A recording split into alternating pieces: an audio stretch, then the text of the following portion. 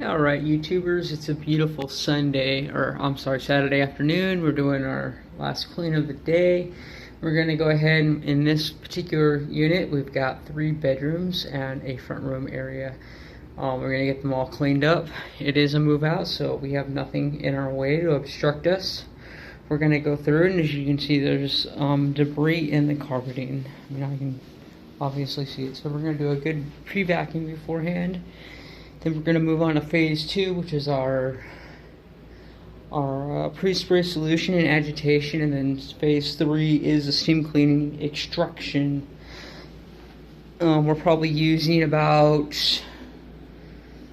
200 to 300 psi on the water, and somewhere right around 230 degrees, and that usually gets everything awesome. We do a double dry pass, or a double dry pass, just to get as much moisture out of the carpeting as possible. The carpet's dry within, basically most of the time within about an hour, hour and a half, and that prevents us from just having to pull out fans and put fans on the carpet. So, you know, some guys put fans on it to dry the carpets as much as possible, but I'd rather do less work, manual labor of having to pull the fans out and set fans up, and just do a double dry pass. That works better for me, especially being owner operated, no employees or anything. So you guys do whatever makes more feasible sense to you. Okay, so the first part of phase 2 is our pre-spray solution. So what we got in here is a sodium carbonate solution. It is 100% readily biodegradable, so it's very green and safe for the environment, as well as because it's basically baking soda. I mean, that's one of the main properties in it, along with some other carbonated substances and proprietary clean elements that are materials that are unavailable to our knowledge, just because the manufacturers keep that stuff as a trade secret. But it is very safe, it's very clean. It's a natural deodorizer because of the baking soda properties of it. This is the non-edible stuff, so you don't want to eat this stuff. So yeah, we're going to go through. I don't smell any offensive odors or anything, but this will just help to cause any kill any odors and neutralize and deodorize, all that good stuff. So we're going to go ahead. We got this sprayer here. It's pretty strong. It's coming out, well, our truck is set to about 300 psi, pounds per square inch, I believe is what that stands for, or psi, pounds per square inch. I am not sure.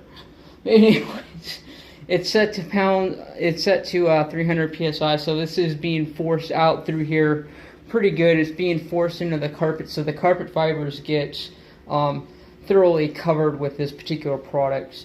And then and the second part of what we're doing here, we're going to take our rake here, and we're going to use that as a form of agitation, just to make sure that the carpets get pretty well scrubbed and saturated with our cleaning product. And as it's dwelling in the carpet and the soil suspension and all that stuff is occurring, we are going to go ahead and hook up our hose, run it into the house, and then we'll have it ready for our steam cleaning process, which is phase 3. So it's one step after another.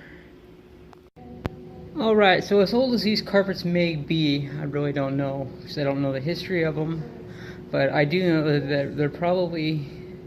look like they're at least 10 years old or older. But this was a major traffic area right here, and as you can see, our sodium carbonate has loosened a lot of that stuff up already, so that when we go over with our steam cleaning, it's just going to lift right out, and it's not going to look all dingy. I mean, with our vacuum, we were able to get a lot of that dirt out, because it was just caked in, and the nap of the carpeting was all flattened out, and right now it actually looks a lot better than what it was. So when we give it a final rinse here in just a moment, it's going to look even better. So we got our lines running in, we got our truck fired up, the water is up to about 220 degrees, it's still climbing. Perfect for cleaning, around 200 plus is excellent. So what we're gonna do, we got really good high section, and we are just gonna go ahead and we're gonna extract everything that we, the soil suspension that has occurred here. We're gonna extract that off and get all the dirt out of the carpeting, and this place will be nice and sanitized and clean for the next tenants that move in this place. Okay, and for those of you who do carpet cleaning, what I do, because I have a 2-jet wand, I do, and I hear a lot of criticism with people saying you can't do that and blah blah blah, but they never give an explanation as to why they do it or why you can't do it.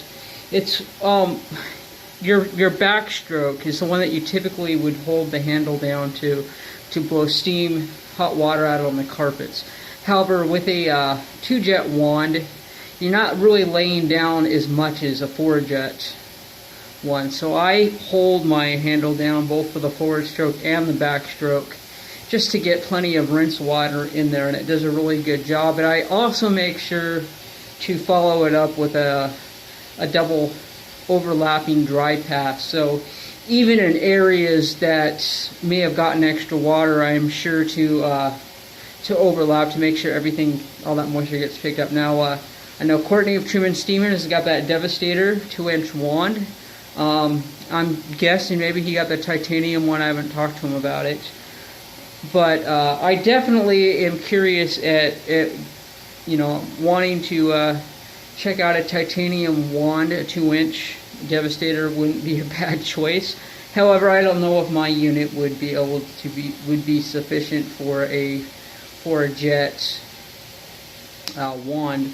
But typically, with his 4 jets, he's laying down just as much water in his backstroke as I'm laying down in both my forward and backstroke.